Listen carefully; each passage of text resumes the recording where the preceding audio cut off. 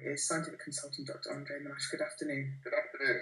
Hi there. Well, tell us a little bit about why this finding is unusual, because obviously straight away people go, oh my God, dogs, but the whole situation is slightly unusual, isn't it? Well, it is unusual in that a British charity using UK taxpayer money is funding some very, very cruel dog experiments in another country. So that is unusual. I think it speaks volumes. The British public are dog lovers. They do not want to see this sort of thing happening.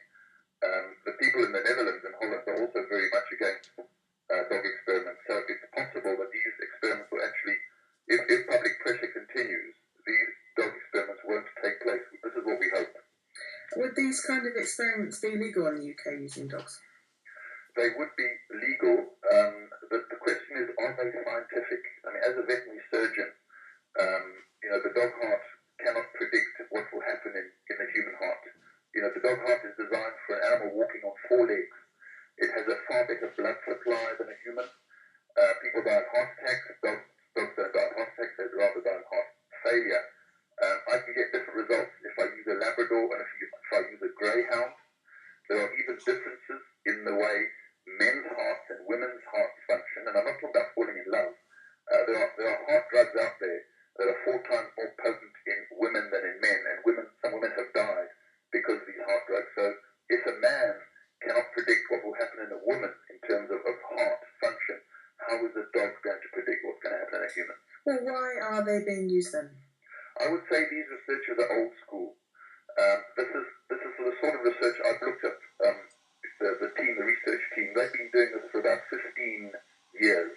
They've used about 140 dogs, and obviously all the dogs have been killed at the end of the study. It's the sort of thing they just repeat over and over, and they get research funding for this because they claim that it is for human benefit. The evidence out there says these experiments don't work. That's not just my opinion. I've interviewed senior heart specialists, heart transplant surgeon, and a senior clinical cardiologist. They agree that this sort of research is a waste of public money and, of course, a waste of animal lives. The press release claims that the British Heart Foundation has been financing animal cruelty at British universities for decades, but isn't using animals in research an inevitable part of getting towards a cure? Again, society will accept animal suffering if it leads to medical progress. Mm-hmm. The scientific evidence today is very much in our favor. We live in an era of evidence-based medicine, and saying things like, the dog heart is similar to people is not good enough. That doesn't hold water anymore.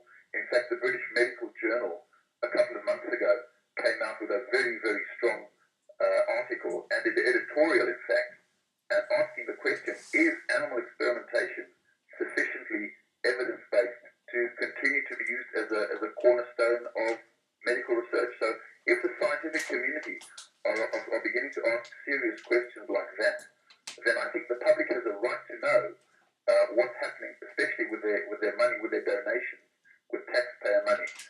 And I think we need to have an open debate, scientists versus scientists, because there are scientists out there who are very much opposed to animal research, not on moral and ethical grounds, but on scientific grounds.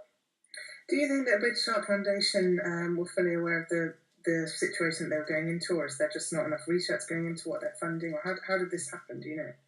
The British Heart Foundation fund a lot of research. A lot of this research is what is known as basic research, which is, in other words, curiosity-driven research, where researchers do not have to produce a result. It's good enough if they say, look, we're going to do this experiment, we need 39 dogs, and we hope we're going to find something. Today, that's not good enough. If you're going to kill animals, if you're going to use public money, you have to justify that. And again, I repeat, the scientific evidence is very much in our favor that animal research is not predictive for humans. There are so many better ways of doing research that is relevant to people, that is humane, it doesn't hurt anybody, it's not invasive, and it's relevant to people. So, let's leave dogs out of this. Would you like to see tighter restrictions then on what charities can spend their money on?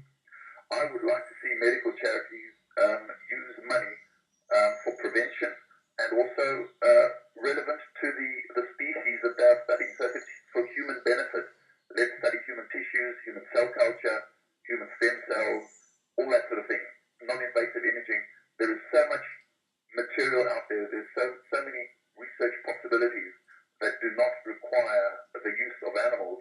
That's 21st century science. Let's go down that route. Dr. Andrew Menache, thank you very much for joining us, giving us a bit of light on that story.